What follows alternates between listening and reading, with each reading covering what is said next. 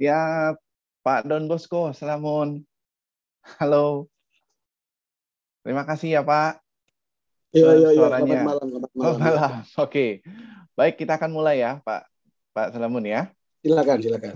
Oke, baik Selama sahabat. 1 jam kan kita? Ya, 1 jam ya, kurang lebih jam Paling 9 lama, kan? saja. Iya, paling lama. 1 jam aja.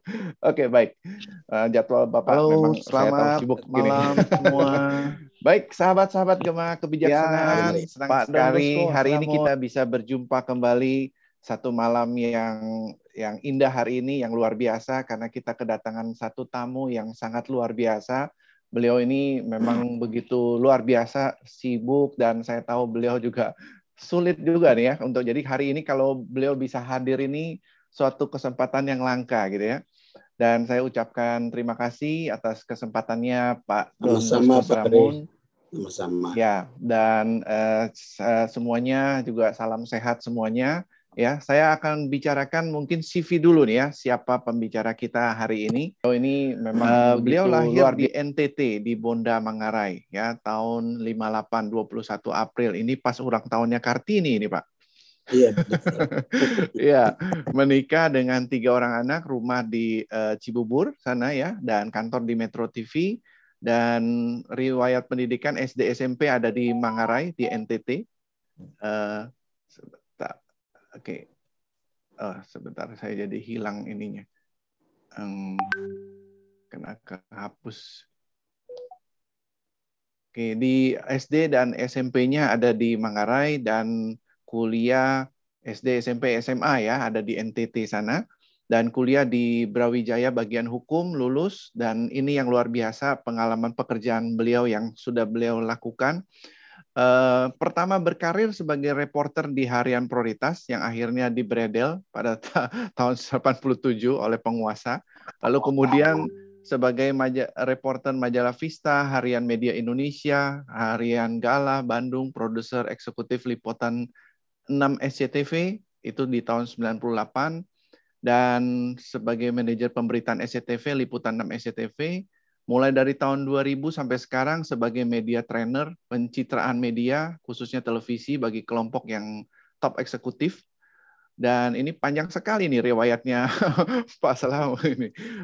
2001-2024 sebagai Vice President di SCTV, pemimpin redaksi 2005, kemudian di KPI juga pernah sebagai komisioner Komisi Penyiaran Indonesia, dan terakhir ini beliau adalah sebagai, saya kalau baca kepanjangan ya, sebagai Presiden Direktur dari Metro TV. Inilah dia Pak Don Bosco Salamun.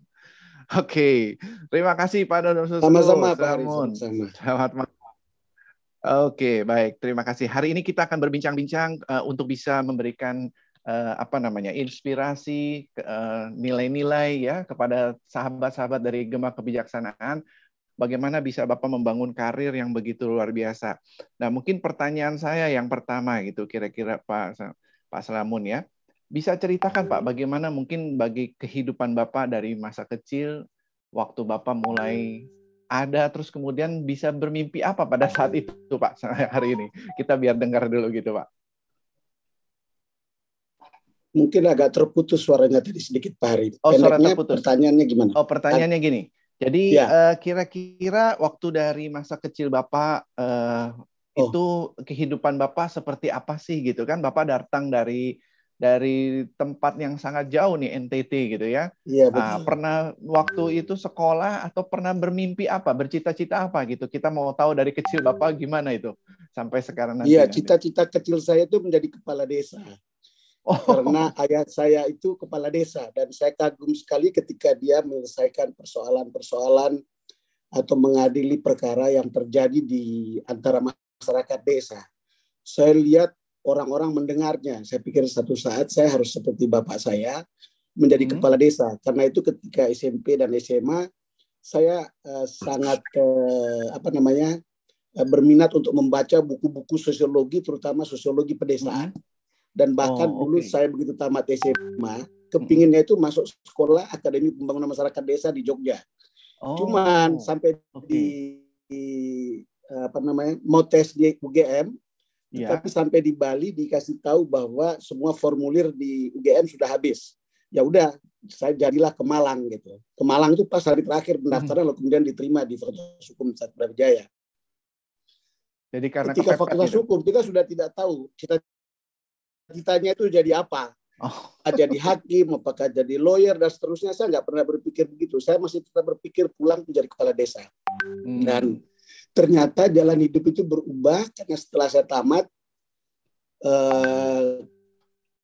karena mungkin pada waktu kali uji, lalu kemudian saya ditawar jadi dosen, tapi dosen pembimbing saya mengatakan kamu pergi ke Jakarta, kamu cari kerja. Karena saya lulus dengan baik, di sini bisa terima sebetulnya, mau di BKPM, mau di Pertamina, itu bisa gitu. Tapi karena saya berminat jadi wartawan, saya tunggu aja kesempatan untuk tes jadi wartawan, dan jadilah tes di Harian Jurnal Indonesia yang kemudian menjadi harian prioritas, yang kemudian dibredel. Dan jalan hidup saya kemudian akhirnya di media. Tetapi kalau saya kemudian mengikuti jalan hidup saya ketika di SMP, SMA, saya itu berminat memang untuk tulis menulis. Waktu SMP saya sudah diminta untuk menjadi ketua majalah dinding. Waktu SMA juga menjadi ketua majalah dinding. Jadi saya melihat, lalu kemudian karena pada waktu SMA itu saya itu pemain bola, tapi karena patah kaki, saya itu disuruh oleh SMA itu untuk kemudian merangkum berita radio BBC atau ABC untuk kemudian ditulis beritanya, lalu kemudian taruh di dinding untuk disimak oleh semua orang gitu. Karena di sana kan radio itu tidak ada, mungkin cuma satu itu di satu kabupaten itu radio itu mungkin cuma 10 gitu. Belum ada televisi pada saat itu. Lalu kemudian saya disuruh tulis untuk kemudian merangkum semua berita itu, lalu kemudian ditaruh di dinding untuk dibaca oleh semua siswa SMP dan SMA.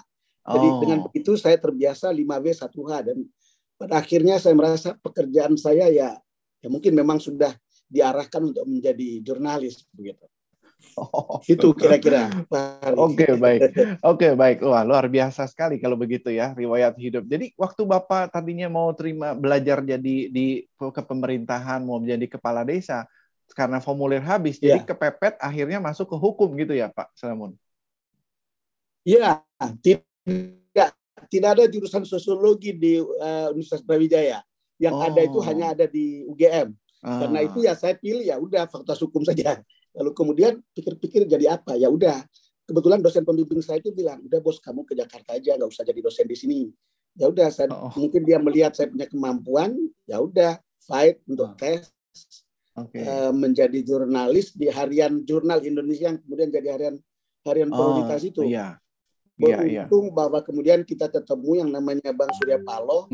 Di situ kemudian dia minta semua orang dari Indonesia Timur itu gitu. Jadi gitu jadinya pekerjaan saya. Oke. Nah, artinya setelah Bapak kan punya cita-cita pertama awal jadi kepala desa nanti di desa gitu. Terus kemudian akhirnya berangkat ya. Terus ada keinginan nggak Pak untuk kembali ke desa, untuk menjadi kepala desa kembali gitu? Halo, Pak Don Bosco? Pak Salamun? Jadi halo? Ya Pak. Halo? Ya Pak. Halo? Oke. Saya mendengar suara Pak Hari. Ya baik. Halo? Ya Bapak tadi terputus. Ya baik, lanjut Pak. Dengar suara saya? Baik. Ya sekarang sudah bisa dengar.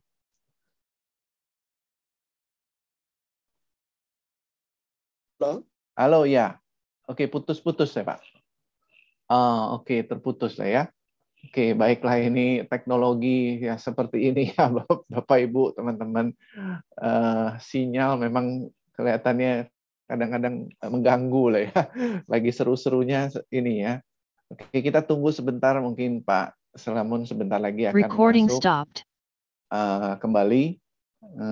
Terima kasih untuk sudah join, Bapak Ibu, teman-teman, sudah bergabung. Wah, ada teman-teman saya ini, ada Romo Slamet juga ini. Terima kasih Romo, Bu Leni, ini teman-teman saya ya di Nalanda.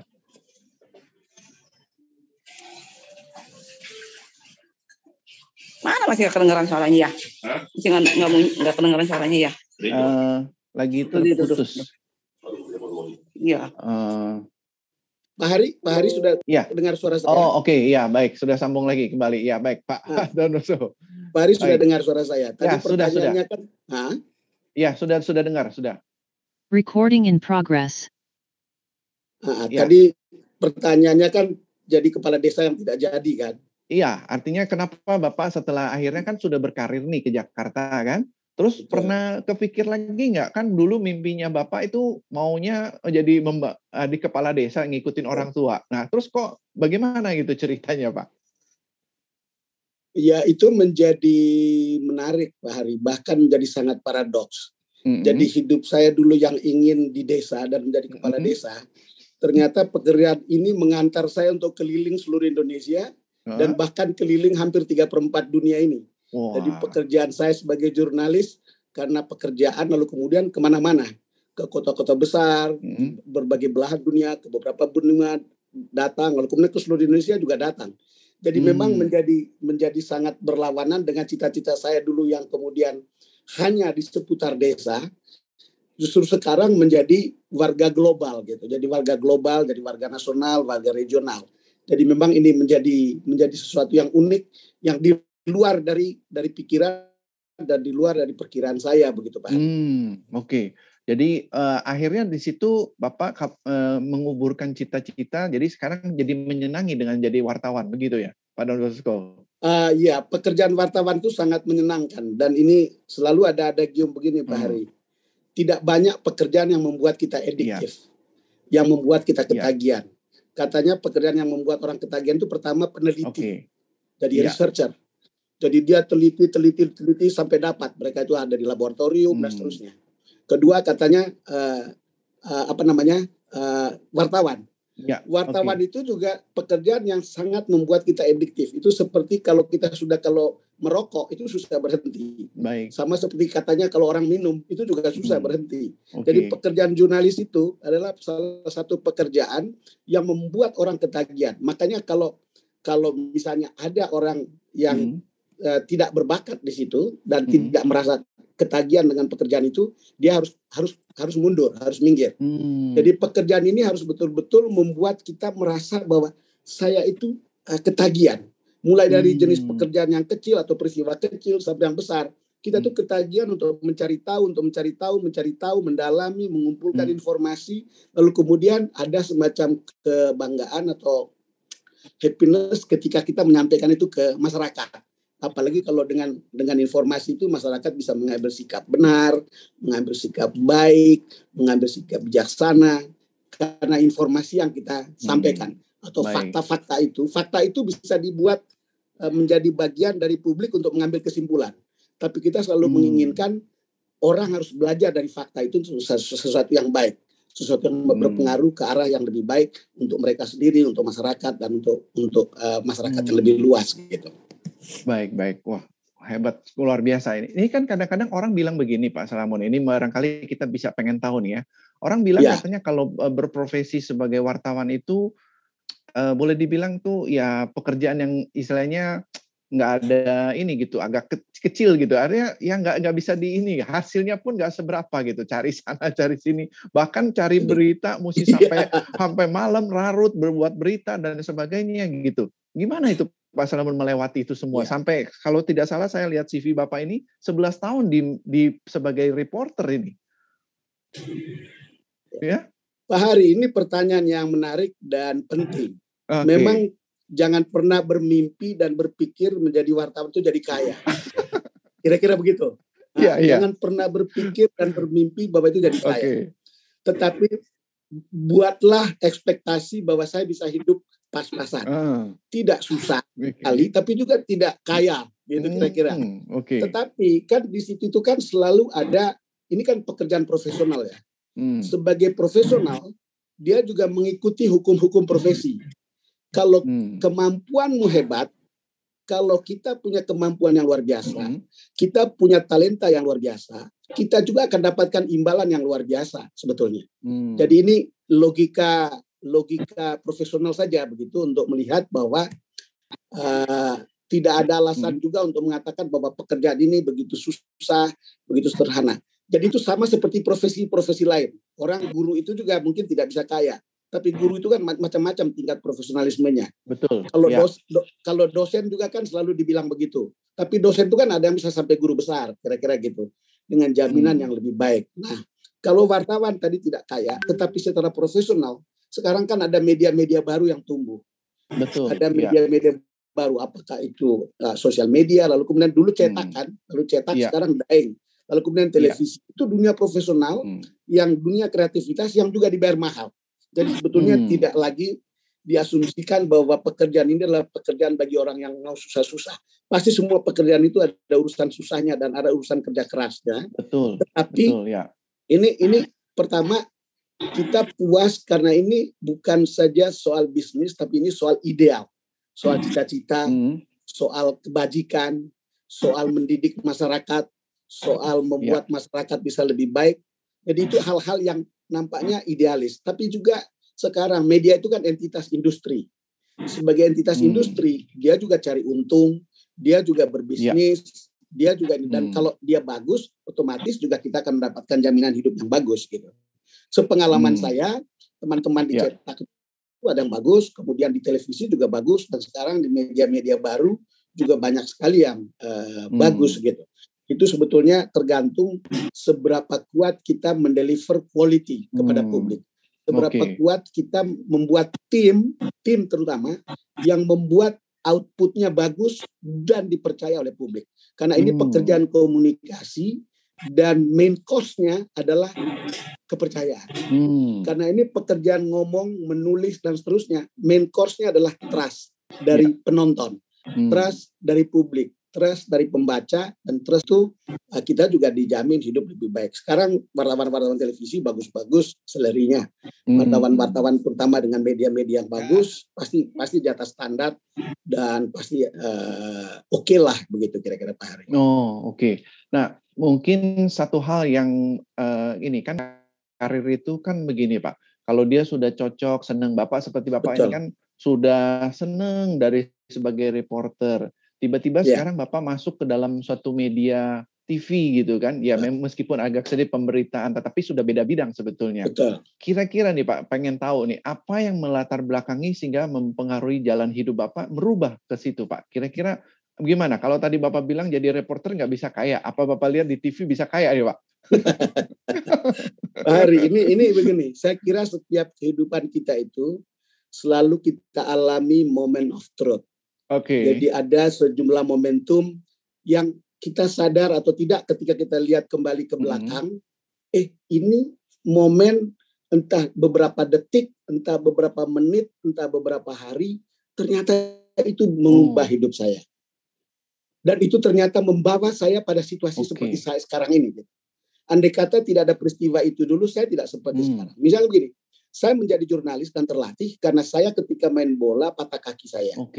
Lalu karena patah kaki saya ditugaskan oleh Bapak asrama saya untuk membuat berita radio tadi yang saya bilang saya rangkum ketika di SMA. Dan dengan begitu saya terlatih menjadi jurnalis. Jadi itu mengubah hidup saya dari cara saya bekerja atau bermain secara fisik, main bola, main voli, main basket, kemudian menjadi exercise intelektual lewat tulis menulis. Itu betul-betul mengubah. Sama seperti ketika saya kemudian tidak jadi menjadi kuliah di masyarakat Akademi Pembangunan Masyarakat Desa di Jogja atau ambil sosiologi pedesaan di UGM, tidak jadi. Kenapa? Karena katanya sudah habis formulir, lalu tiba-tiba saya ke Malang dan ambil fakultas hukum. Itu cuma momentum cuma 1 jam. Sudah habis formulir di Jogja, you nggak usah terbang ke Jogja, ya udah naik bus saja ke Malang, kan gitu. Sampai di hari terakhir, ambil formulir terakhir, lalu nama terakhir, kemudian di daftar lulus. Lalu kemudian ketika tamat, dosen ketua jurusan bilang, Don, kamu ngajar saja di sini, jadi dosen di sini. Tetapi dosen pembimbing saya mengatakan, udah kamu pergi ke Jakarta saja. Jadi sometimes lihat seperti itu gitu. Lalu kemudian di sini kita bisa misalnya kan menikmati pekerjaan sebagai jurnalis, naik, ya susah-susah tentu banyak gitu. Naik. Lalu kemudian saya bekerja sebagai jurnalis di Harian Prioritas, terus Harian Media Indonesia, lalu kemudian ke Liputan SCTV, lalu kemudian diminta balik lagi ke grup media melalui Metro TV kan gitu pada tahun 2004, lalu kemudian setelah keluar dari situ diminta balik lagi ke SCTV untuk liputan 6, lalu di liputan 6 kemudian saya bikin berita 1, lalu berita 1 setelah 5,5 tahun Bang Surya bilang kamu balik lagi ke Metro. Hal-hal seperti itu kan momen-momen yang kadang-kadang cuma terjadi beberapa saat tapi membuat kita sampai di tingkat seperti ini. Kira-kira itu begitu banyak kalau kita sadari lihat ke belakang. Saya rasa kita semua mengalami hidup yang sama tentang itu. Cuman kita sadar atau tidak. Ada moment of truth yang membuat hidup kita seperti itu. Makin naik, makin naik, makin naik. Atau mungkin, dulu kita pingin begini, tapi kemudian ternyata begini. Dan it's good. Gitu. Jadi kira-kira begitu kalau lihat asal kita sadar betul. Perjalanan itu ya. Oke, baik. Pak Slamun, ini satu hal yang menarik ini. Ini kalau kita lihat ini ya, kan banyak orang di sekeliling kita begini, Pak Slamun. Ya. Orang kalau dia sudah jalan, aduh ini karir nggak bisa naik, nggak bisa ini. Terus kemudian pindah. Nanti dia pindah lagi. Jadi pada saat di mana orang itu bisa melihat bahwa ini karir atau jalan yang saya mau jalanin. Kira-kira kalau Pak Slamun pengalamannya gimana?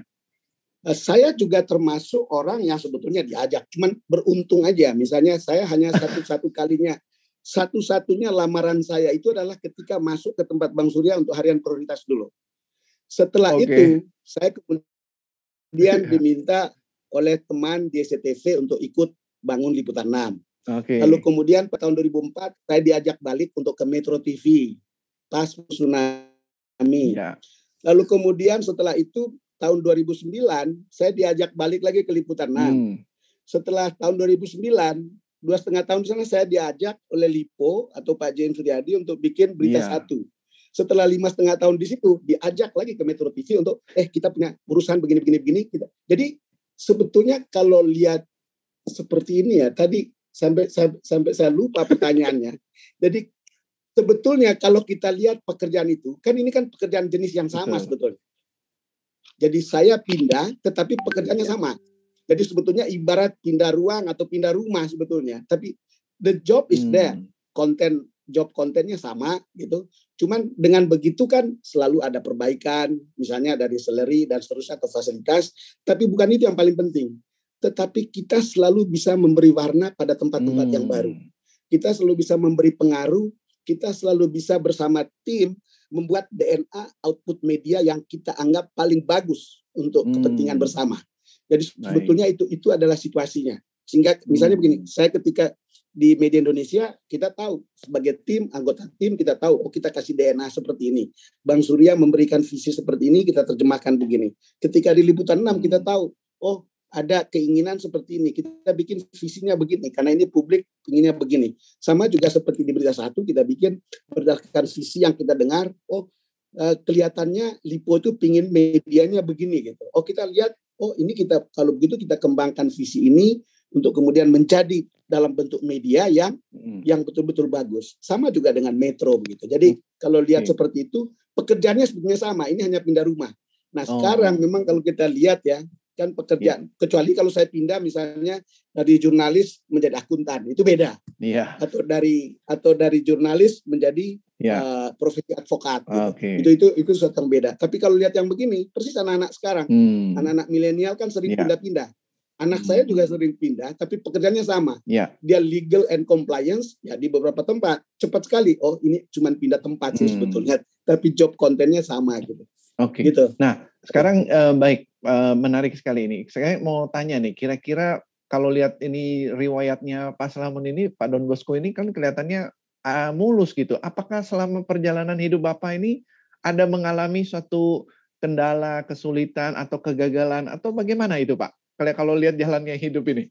Iya, Pak Hari. Tentu kalau melihat saya posisi seperti sekarang itu seperti semuanya mulus gitu, tapi sebenarnya tidak seperti itu. Nah gimana tuh Pak? Dukanya sangat banyak ya. Saya ada saat ketika kita menjadi reporter itu pekerjaan kita datang ke hutan, kemudian kita harus lewati ombak yang deras, yang tinggi, gelombang tinggi, dan kita pikir antara hidup dan mati. Lalu kemudian kadang-kadang kita berpikir apa iya ya pekerjaan ini yang pantas untuk kita hidup begitu. Tapi ada hal di mana kemudian kita ditolak untuk ditemui oleh narasumber dan seterusnya. Jadi sebetulnya banyak hal begitu. Tetapi apa yang saya alami adalah bahwa kalau kita menengok ke belakang, itu seperti baru terjadi kemarin. Melihat ke depan,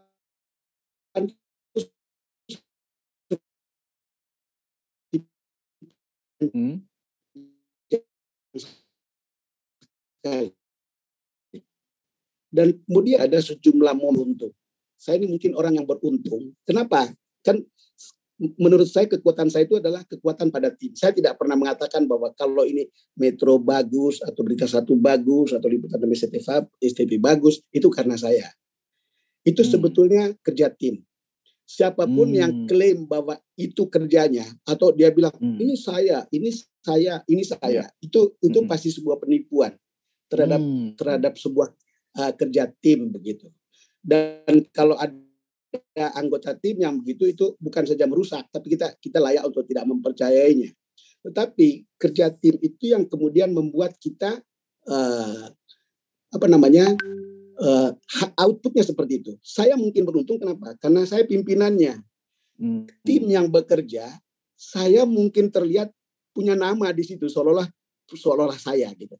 Tetapi sebetulnya di belakang saya itu adalah begitu banyak tim, atau di samping kita atau di depan kita begitu banyak tim yang bekerja. Saya itu hanya memberi rohnya, jiwanya begini. Kalau kita ada berita begini, kita terhadap peristiwa ini mestinya dikasih angle seperti ini. Pandangan kita tentang ini harus begini. Kenapa begini? Karena ya tentu karena berurusan dengan kepentingan masyarakat, kepentingan bangsa, ya kita harus lihat bahwa ini sebenarnya kenapa harus begini, kita lihat peristiwa ini. Kenapa misalnya kita harus mengkritik Pak Jokowi tentang ini? Kenapa kita harus memberikan komplimen kepada pemerintah tentang A atau tentang B? Harus ada reason yang jujur dan objektif.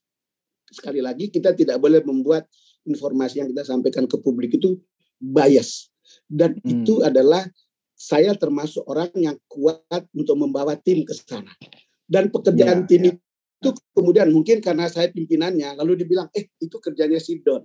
Lalu kemudian kita juga tidak bisa. Saya punya pengalaman memperlihatkan orang yang mengaku-ngaku bahwa dia bisa ini, bisa itu, bisa ini, bisa itu. Menurut saya sih itu penipuan. Saya beruntung, menurut saya itu semacam ketidakjujuran. Saya beruntung karena saya bawa beberapa tim, lalu terlihat outputnya di layar. Karena di layar itu nggak bisa dibohong. Betul. Mau bagus dibilang, tapi kalau itu buruk saja. Bagus saja. Dan itu kemudian dilihat oleh sejumlah kalau dalam kasus saya dilihat oleh sejumlah owner gitu. Makanya misalnya kenapa ketika saya sudah keluar dari SCTV diminta balik lagi ke sana. Sama seperti saya sudah keluar dari Metro Media Group, balik lagi ke situ. Jadi saya tidak pernah saya tidak pernah mengatakan bahwa saya hebat. Tetapi output itu memperlihatkan kita dari belakang output, lalu kemudian itu menurut saya orang-orang hebat itu tidak pernah bisa dipengaruhi oleh ketika saya memuji diri saya sendiri. Dia tetap punya penglihatan yang jernih tentang siapa yang mampu dan siapa yang tidak. Siapa yang bisa membawa tim, siapa yang tidak. Siapa yang bisa membuat output medianya punya taste yang bagus dan objektif dan bermutu, dan siapa yang tidak. Saya punya pengalaman begitu. Karena semua orang yang dulu mengatakan dirinya bisa dan seterusnya, sepanjang pengalaman saya tidak tahu mereka itu sudah ada di mana. Kira-kira gitu. Seperti itu ya.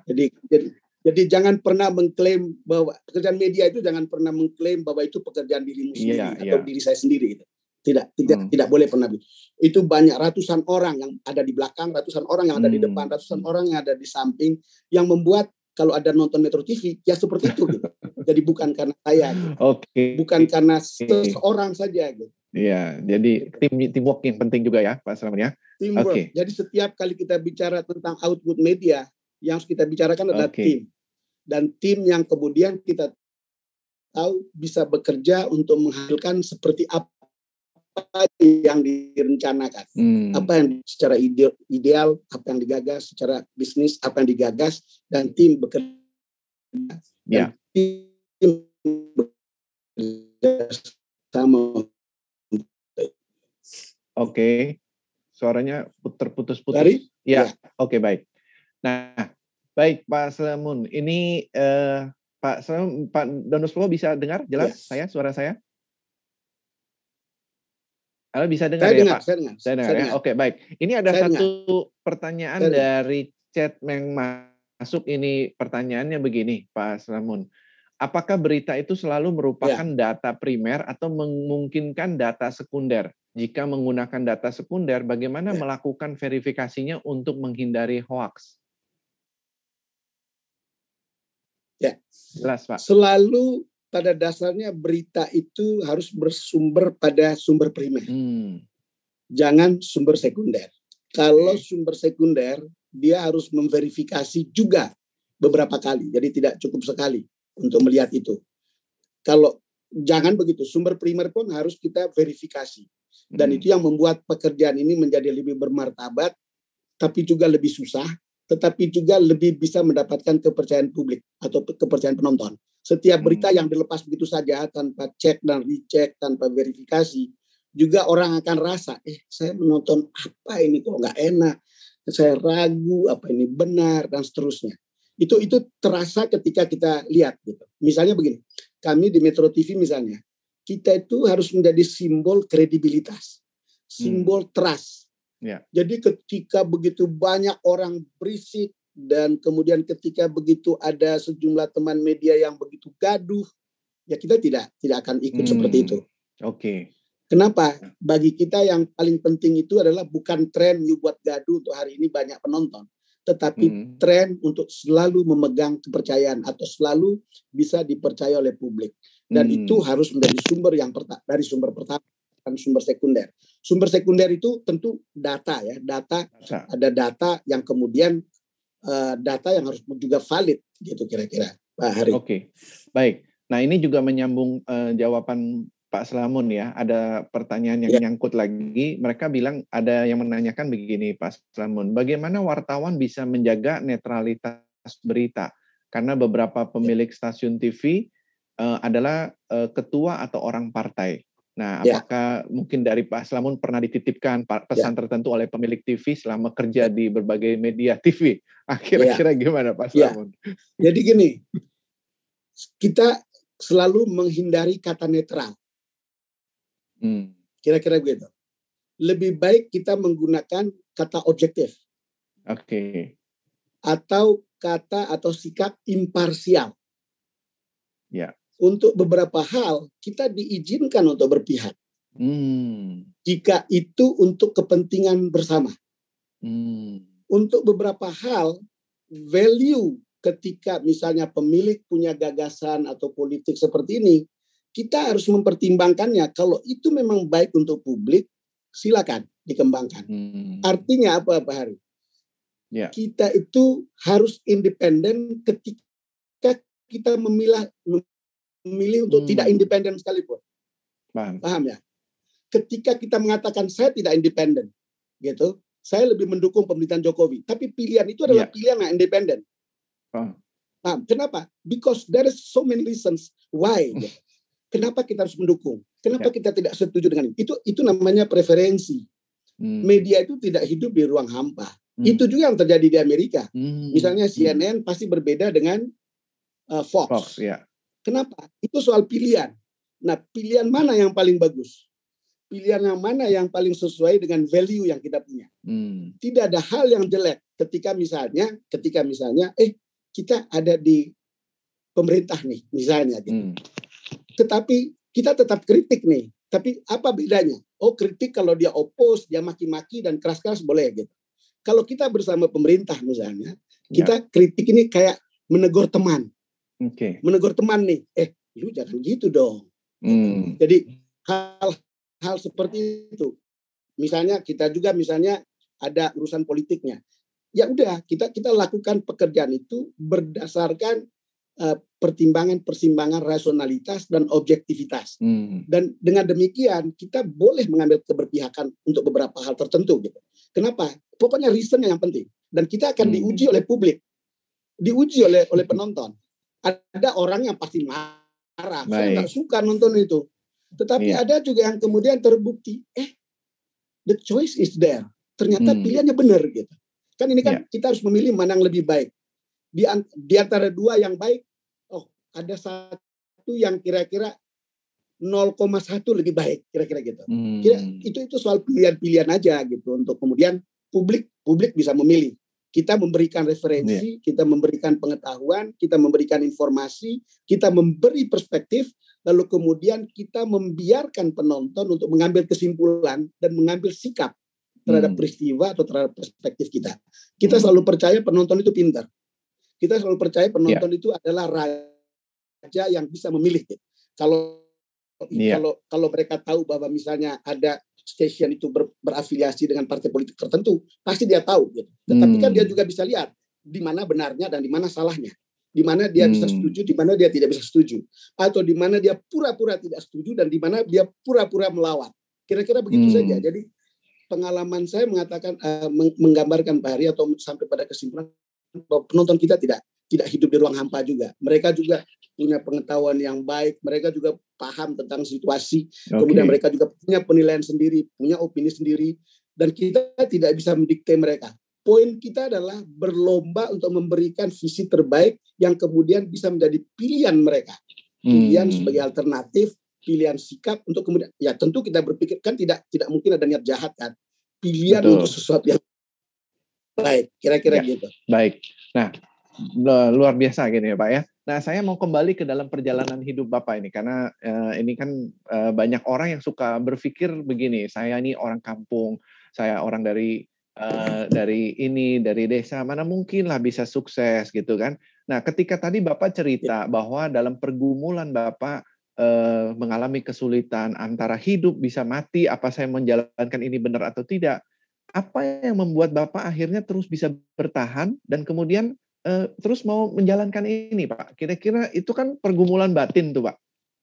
Apalagi tadi Bapak bilang antara saya mau jalanin ini sampai ke klub terpencil, naik di perahu kecil gitu ya, sampai ke tempat terpencil gitu. Nah, dengan pergumulan antara hidup mati gitu.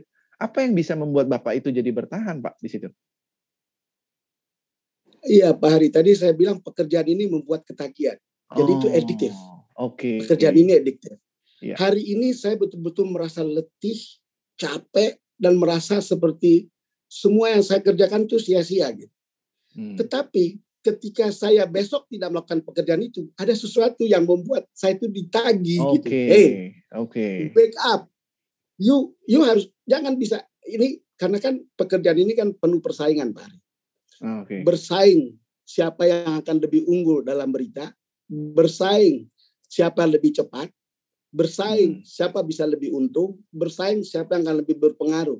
Dan itu yang membuat kita punya adrenalin itu terus-menerus gitu. Ya tentu ada up and down. Itu yang saya bilang tadi.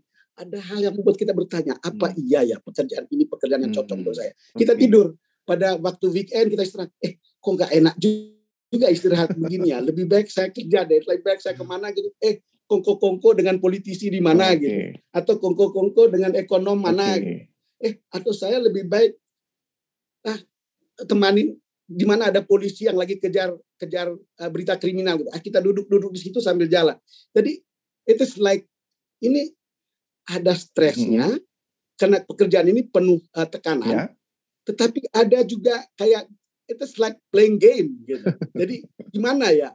Jadi kombinasi dari stres lalu kemudian kepuasan, ada main-main gitu, ada pergaulan di sana, ada kecepatan, ada keletihan, campur aduk seperti itu yang membuat kita merasa bahwa ya pekerjaan ini memang sudah harus seperti itu ritmenya. Dan yang bisa saya sampaikan ke Pak Hari, banyak sekali saya punya kolega itu keluar dari jurnalis, tapi akhirnya kembali juga ke situ. Kembali ada anak yang keluar, Bang, saya mau pindah, saya mau kerja di PR, saya mau kerja di balik lagi. Saya bilang kamu pasti balik lagi 2 tahun lagi. Betul, balik lagi. Jadi itu karena pekerjaannya membuat ketagihan gitu. Betul. Ya ada beberapa kawan saya mengalami juga seperti itu. Katanya menyenangkan memang biar jadi wartawan itu diusir, diapain gitu ya. Tapi ya ada sesuatu sisi yang menyenangkan bagi dia gitu. Tidak kaya, tapi ya itu ya gitu. Nah, tapi kadang-kadang orang suka bilang itu kan wartawan cuma nitip berita aja gitu, Pak. Jadi karena tinggal siapa yang bayar gitu. Bagaimana kalau mengatasi yang orang Ya. berasumsi begitu? Pak Hari, ini pertanyaan umum yang juga saya dengar. Tetapi kita biasanya kalau di newsroom, kita bisa dengan menderita dibayar atau tidak.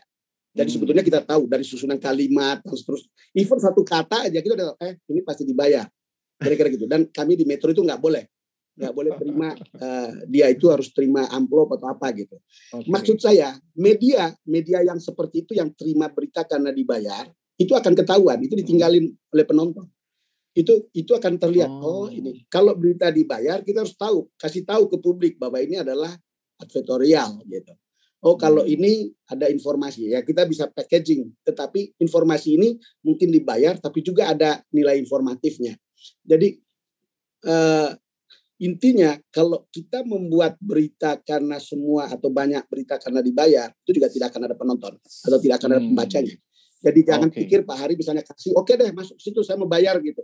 Pertama tidak dibaca orang gitu kan gitu ya. Belum tentu dibaca orang begitu. Ya ada sih di situ tapi orang tahu ini berita bayaran begitu. Kedua itu merugikan media sendiri sebetulnya.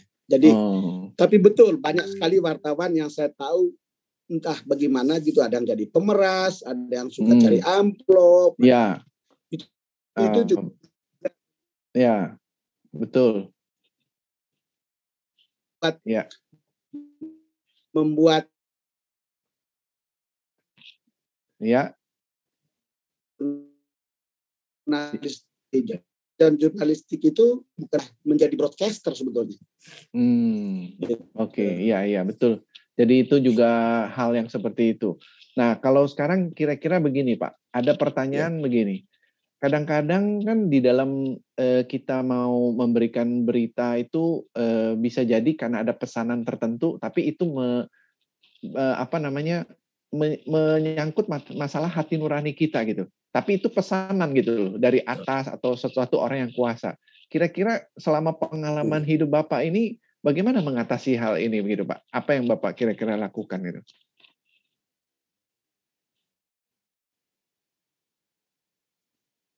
Begitu. Halo. Kode etik itu mewajibkan kita untuk selalu harus cek dan recheck. Ya, halo. Ya, kita itu terikat sebagai dengar saya Pak Hari. Dengar Pak. Sekarang dengar. Pak Hari. Ya, sekarang dengar. Sudah dengar lagi, putus-putus sedikit tadi Pak. Atas pertanyaan Pak Hari. Sebetulnya wartawan itu atau media itu terikat pada kode etik jurnalistik. Jadi kalau Pak Hari belajar, jadi itu kita terikat pada. Putus lagi. Oke, seru-serunya ini ya. Aduh, baru ini. Ini pertanyaannya Ibu Leni ini berat sekali ini kalau mau ditanya ini Bu Leni. Mau ditanyakan juga ini Bu Leni.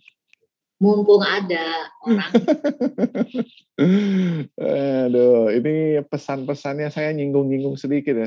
Padahal saya dari awalnya nggak bertanya masalah ini, cuma menggali aja ke dia itu. Nanti dia bingung kok, ada pertanyaannya banyak yang menyangkut ini. Oke, ntar lihat situasi ya. Saya tunggu masuk lagi ini. Ya, nanti Bapak Ibu, teman-teman, kalau mau tanya yang lain silakan ya. Tapi waktu kita udah nggak banyak ini tapinya nih. Pak Don Bosco? Halo? Pak Don Bosco? Dengar saya? Ya, sekarang sudah mulai dengar lagi Pak. Halo? Meskipun agak, ya sudah mulai lagi Pak Hari dengar saya? Ya, oke. Oke.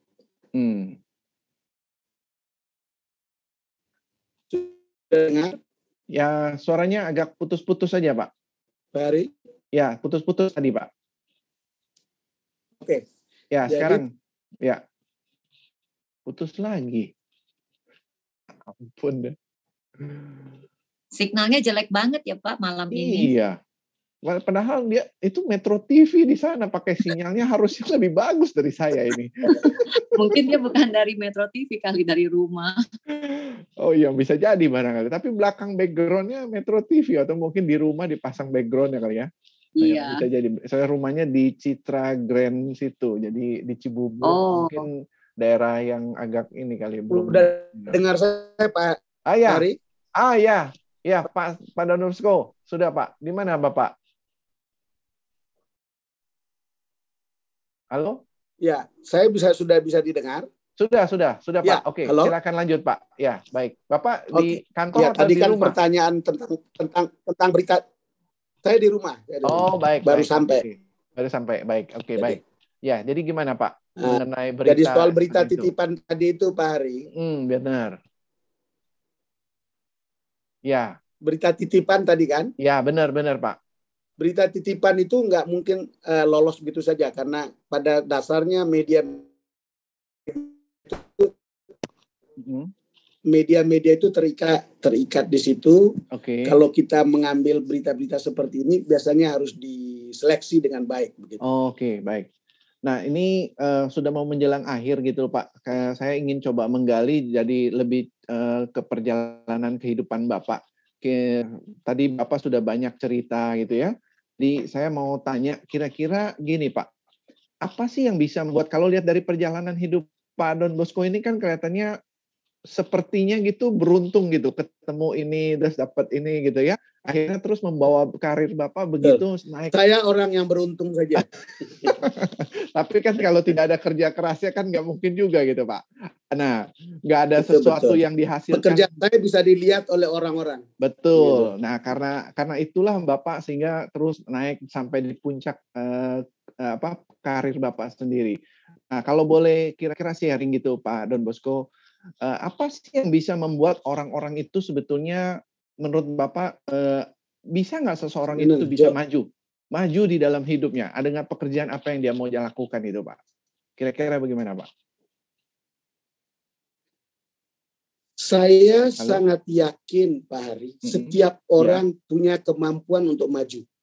Setiap orang punya potensi untuk maju. Maju itu dalam pengertiannya, sekecil apapun jenis profesinya, itu selalu akan ada tangga naik untuk setiap profesi. Selalu ada tangga naik untuk setiap jenis pekerjaan. Yang jadi soal itu adalah, pertama, bagaimana orang bekerja. Bagaimana keinginan dan kemauan orang bekerja. Bagaimana dia bekerja bersama-sama untuk mengantar orang itu naik menjadi lebih maju. Dan itu maju itu gak bisa jalan sendiri, Pak Hari. Maju itu berdasarkan tim, berdasarkan orang-orang yang ada di sekitar kita, berdasarkan kelompok yang ada di sekitar kita, berdasarkan masyarakat. Maju itu tidak bisa. Jadi setiap orang pada dasarnya bisa maju. Jadi tidak ada jalan. Yang penting rajin. Yang penting menurut saya lebih penting rajin daripada pintar begitu. Karena kalau orang pintar itu kalau orang rajin itu bisa pintar bisa kaya gitu. Iya. Gitu. Jangan malas saja. Karena kalau malas orang bisa bodoh dan bisa miskin. Kira-kira itu aja prinsipnya. Baik. Gitu. Wah, luar biasa ya. Jadi itu selama ini yang Bapak jalankan ya dalam hidup sehingga Bapak sampai di tahap seperti ini ya. Ya, saya merasa bahwa rajin itu penting. Kemudian network itu penting. Network. Jadi network itu lebih banyak untuk membuat kita akan masuk dalam sebuah lingkungan yang kemudian membuat kita bisa sama-sama bisa maju gitu. Dan bahkan ya kita kalau punya network, kita mungkin tidak pernah mengatakan bahwa kita punya kemampuan ABCDE, tapi network kita melihat itu gitu. Melihat kemampuan itu lalu kemudian mengajak kerjasama atau apapun lah namanya untuk kemudian membuat kita itu makin maju gitu Pak Hari. Nah, saya mungkin tanya yang lain ini, begini Pak. Kan Bapak sekarang sudah di posisi puncak karir nih kan, sudah sebagai presidir gitu kan, sudah tinggi lah boleh dibilang. Kira-kira apa sih yang dari usia dengan hasil yang Bapak ini, apa yang Bapak mau perjuangkan lagi kira-kira?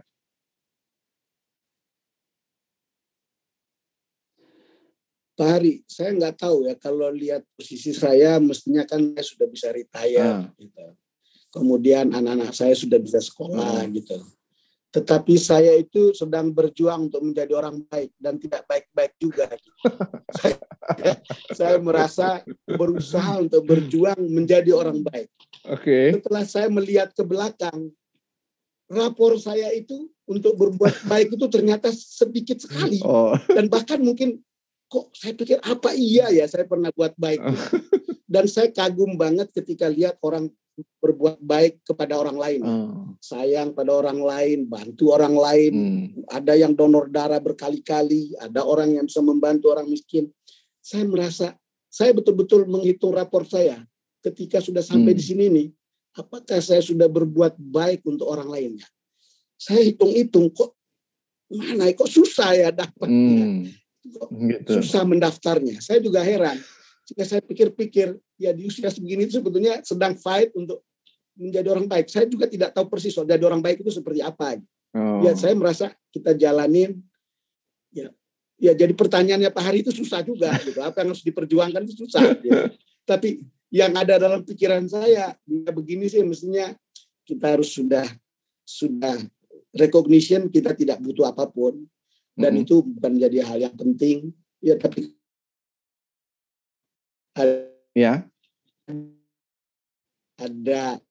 ada meaning bisa kasih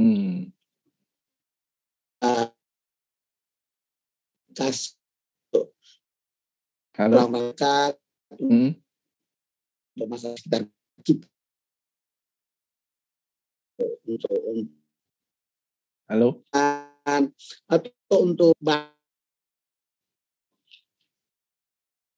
bagi gitu. Ya, Pak Don Bosco. Dengar, Pak? Putus lagi. Owen?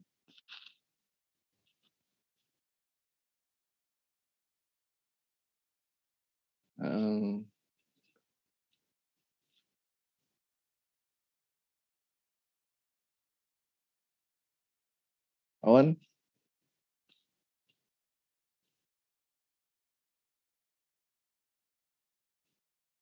Halo, Pak.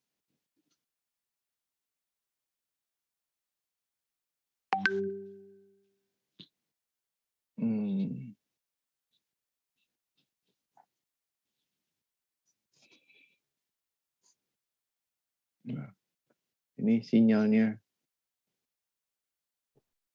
sulit ini. Teknologi bisa memudahkan, juga bisa merepotkan. Halo, Pak Don Bosco. Dengar lagi, Pak Ari. Sorry. Ya, sudah. Oke. Ya, gimana Pak? Jadi gimana tadi terakhir Bapak ingin saya sampaikan? Itu sedang berjuang. Kalau tadi kan pertanyaannya kan apalagi yang mau diperjuangkan. Ya, saya itu tidak tahu. Kalau lihat hidup saya sekarang kan sudah sampai di puncak. Ya, betul. Rasanya recognition profesional sudah. Kalau kita bicara soal kehidupan ekonomi juga pasti sudah anak-anak sekolah dan seterusnya kan gitu kan. Lagi saya pikir-pikir itu untuk menjadi orang baik gitu Pak. Menjadi orang baik. Dan saya merasa menjadi orang baik itu ternyata ya saya kan kembali ke belakang ya. Mencoba mendaftar apa sih perbuatan-perbuatan baik yang saya lakukan. Ternyata kok sedikit amat yang bisa kita tulis. Bahkan kok begini gitu.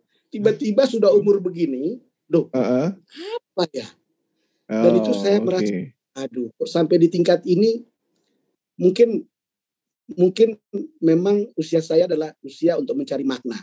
Jadi meaning. Jadi mungkin di situ cari kebijakan, kebajikan dan seterusnya. Itu di usia seperti itu. Dan tiba-tiba di umur setinggi ini kita pikir, loh, saya tidak buat apa-apa sebetulnya untuk orang lain. Itu kan something missing gitu. Itu saya sedang berusaha untuk itu Pak. Saya sedang berusaha untuk itu. Ada satu bagi cara. Saya sangat mengagumkan banyak orang bisa berbuat baik. Untuk saya itu betul-betul sangat. Ada satu cara sebetulnya Pak Don Bosco kalau mau ikut menanam kebaikan, bergabung sama Gema Kebijaksanaan Pak. Apa Kita kegiatannya? melakukan Apa kita kegiatannya, melakukan Pak? juga kegiatan buat apa bakti sosial ya, nanti donor darah, terus kemudian membantu Iya. menginspirasi teman-teman supaya hidup orang-orang ini bisa semakin lebih baik dan lebih baik dalam kehidupannya. Jadi dengan pengalaman hidup Pak Don Bosco bisa menginspirasi orang-orang di sekeliling kita gitu Pak. Sehingga mereka yang tadinya sedang dalam putus asa, sedang tidak punya gairah, terus kemudian begitu dengar cerita Bapak, mereka punya satu pemikiran gitu, terinspirasi bagaimana saya bisa melihat orang seperti Pak Don Bosco datang dari daerah, terus bisa maju di dalam hidupnya juga. Nah, Jangan-jangan begitu Pak. salah itu Pak Hari. Orang lihat saya seolah-olah itu hebat. Jangan. Oke.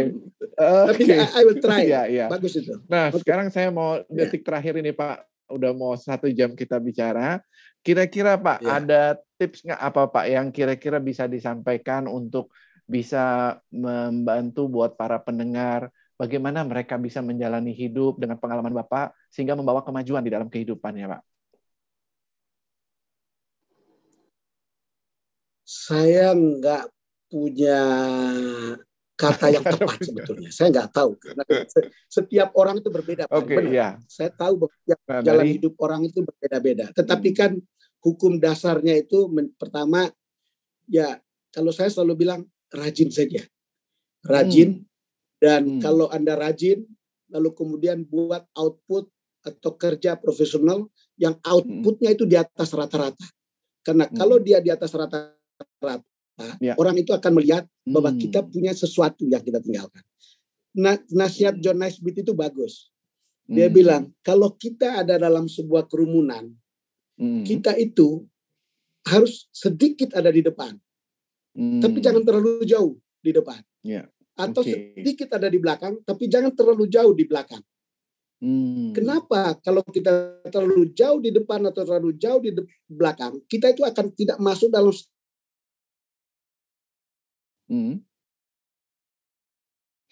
jadi kalau ke frame gitu, kita itu jadi ada orang yang hanya ada di tengah-tengah. Karena kalau kita ada di tengah-tengah, kita itu akan menjadi bagian dari kerumunan yang orang tidak akan tahu siapa sih kita itu. Jadi kalau kita ada di depan sedikit, ada di belakang sedikit, lalu orang lihat, siapa sih itu? Nah, yang belakang itu siapa sih? Maksudnya kita memberikan perbedaan untuk hal yang baik. Kalau kita ada di belakang, kita memberikan pembeda dari pembeda untuk hal yang baik. Kalau kita ada di depan, kita menjadi pembeda yang baik. Tapi jangan menjadi orang biasa yang ada di tengah-tengah kerumunan. Karena kalau kita hanya menjadi orang biasa di tengah-tengah kerumunan, orang tidak akan mengenal kita bahwa kita itu someone. Gitu. Jadi someone itu, jadi intinya harus seperti itu untuk kemudian memperlihatkan kebaikan atau memperlihatkan tingkat profesionalisme, memperlihatkan beberapa hal yang keunggulan, dan itu harus terlihat gitu. Tapi jangan terlalu jauh di depan, jangan terlalu jauh di belakang. Karena kalau terlalu jauh, kalau Pak Haris shot pakai kamera itu nggak kelihatan. Lalu jadi alien. Dia tetap ada dalam kelompok, tapi not among the crowd gitu kira-kira. Saya hanya memberikan itu untuk mengatakan bahwa kita harus menjadi orang yang berbeda untuk hal yang lebih baik, bukan asal berbeda, bukan apalagi berbeda untuk hal yang jelek. Gitu. Baik. Wah, luar biasa sekali ini. Pak Don Bosco 1 hari ini, 1 jam ini sangat menginspirasi nih buat juga teman-teman dan saya sendiri gitu. Terima kasih banyak ya saya diundang di tempat kami ini. Yang terima kasih. Saya merasa malu juga untuk menyampaikan sebetulnya. Terima kasih. Tidak. Ya, ini satu hal yang kehormatan justru belajar dari seorang sosok yang sudah sekian lama, sudah namanya begitu berkibar, menurut saya sangat harum, diakui gitu loh ke kredibilitasnya Pak Selamun ini. Terima kasih, Bari. Ya. Nah, jadi itu yang 1 jam kita belajar hari ini, dan saya mewakili dari Gema Kebijaksanaan mengucapkan banyak terima kasih atas waktu, inspirasi yang Bapak berikan. Ya, semoga ini kebaikan ini juga menginspirasi banyak orang dan membuat orang-orang yang mendengar bisa memacu hidupnya jadi lebih baik seperti Bapak dan lebih maju dalam hidupnya, Pak. Ya, sama-sama. Oke. Terima kasih. Ya, saya doakan nih Pak ya, terus maju, terus mungkin terima kasih. sasaran Bapak lebih ke depan mau berbuat baik biar sama-sama nanti bersama Gema Kebijaksanaan gitu, Pak. Baik, Pak. Baik, baik. Oke, Mari, terima mari. kasih Pak Salamun. Selamat Ya, terima kasih. Selamat malam. Baik, ya Bapak Ibu, malam. saudara sekalian, sahabat dari kebijaksanaan, demikian yang sudah kita dengarkan dari seorang tokoh lah ya, boleh kita bilang ya, yang datang dari boleh dibilang desa terpencil di NTT sana, berjuang di dalam kehidupannya sampai di puncak karirnya. Kalau kita bisa pelajari, apa yang kita bisa tangkap adalah Pak Don Bosco mengatakan, biarlah kita jadi orang yang jangan terlalu jauh gitu, buat sesuatu yang berbeda, terus konsisten gitu. Konsisten di dalam apa yang kita kerjakan, dan kemudian orang bisa melihat kemajuan kita. Dan terus berkembang menjadi kita terus bertumbuh di dalam kehidupan. Ada masalah, dijalankan, dipecahkan, kemudian dilakukan sesuatu yang jalan keluar yang terbaiknya apa, begitu kan? Jadi sehingga tidak perlu harus menyerah di dalam kondisi apapun, sehingga bisa membawa kita terus bisa naik dan jadinya naik kelas begitu. Ya, mudah-mudahan malam hari ini satu inspirasi yang bisa membawa teman-teman semua menjadi lebih baik dan lebih maju di dalam kehidupannya. Kita akan berjumpa lagi di acara Gema Kebijaksanaan yang berikutnya. Sukses buat Anda semuanya. Terima kasih. Selamat malam.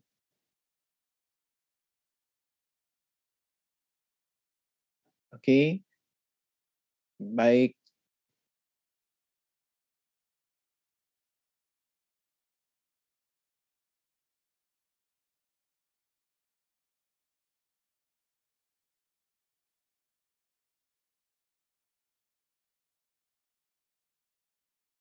Recording stopped.